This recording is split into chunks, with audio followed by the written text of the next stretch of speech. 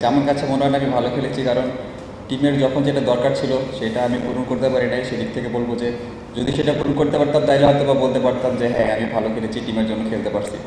তো অবশ্যই পরের খেলার জন্য কামব্যাক করার সুযোগ আছে আমাদের, কারণ 3 ম্যাচের সিরিজ, 1 ম্যাচ শেষ হয়েছে। নেক্সট ম্যাচ আমাদের জন্য খুব ইম্পর্টেন্ট।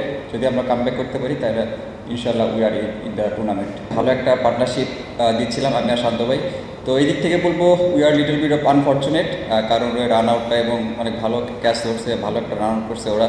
তো আমার কাছে মনে হয় এটা অনেক টার্নিং পয়েন্ট, কারণ ওখান থেকে যদি আমরা একটা ছোট 30 কিংবা 40 রানের পার্টনারশিপ আরও অ্যাড করতে পারতাম দুইজন মিলে, তাহলে মনে হয় আমাদের কাছে গেমটা অনেক ভালো, আরও বেশি ইজি হয়ে যেত আমাদের কাছে। তো আমি আর শান্ত ভাই যেরকম সেট ছিলাম ওখানে, আমরা যদি আর কিছুটা ওভার থাকতে পারতাম, অ্যাটলিস্ট 5 to 10 ওভার যদি আর স্টে করতে পারতাম, তাহলে আমাদের ম্যাচটা অনেক ভালোভাবে বেড়ে আসছে এবং পরবর্তী ব্যাটসম্যানদের জন্য অনেক ইজি হয়ে যাইতো।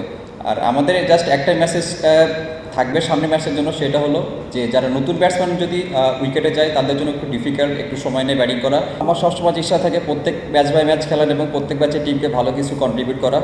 তো টিমের যেটা রিকোয়ারমেন্ট, যেটা আমি লাস্ট ম্যাচে পূরণ করতে পারি না, চেষ্টা থাকবে টিমের যেটা রিকোয়ারমেন্টস, টিমের যেটা নিড, সেটা যাতে আমি পরবর্তী ম্যাচে পুষে দিতে পারি। আর টিম গোল যেটা, যেহেতু 3 ম্যাচের সিরিজ, 1 ম্যাচ শেষ হয়েছে, সামনে আরও 2 ম্যাচ আছে। আমরা 2 ম্যাচে চিন্তা করতেছি না, কারণ সামনের ম্যাচটা অনেক ইম্পর্টেন্ট টুর্নামেন্টে টিকে থাকতে হইলে। তো সামনের ম্যাচে সবার ফোকাস থাকবে। বলিংয়ের ফিনিশটা অনেক ভালো হয়েছে, ফিল্ডিং অনেক ভালো ছিল, ব্যাটিংয়ের শুরুটা অনেক ভালো ছিল। জাস্ট আফটার 17 ওভার্স তারপরে একটা কলাপস হয়েছে, যেটার কারণে আমরা আর কি কামব্যাক করতে পারি নাই। তো আশা করি যে এখান থেকে যেটা হয়েছে আনএক্সপেক্টেড, আসলে আমরা কিছুটা আনফর্চুনেটও বলবো, কারণ এরকম সাধারণত আমরা খেলায় দেখি না এরকম ঘটনা ঘটতে। তো আশা করি সামনের ম্যাচগুলোতে এই জিনিসগুলো আর ঘটবে না।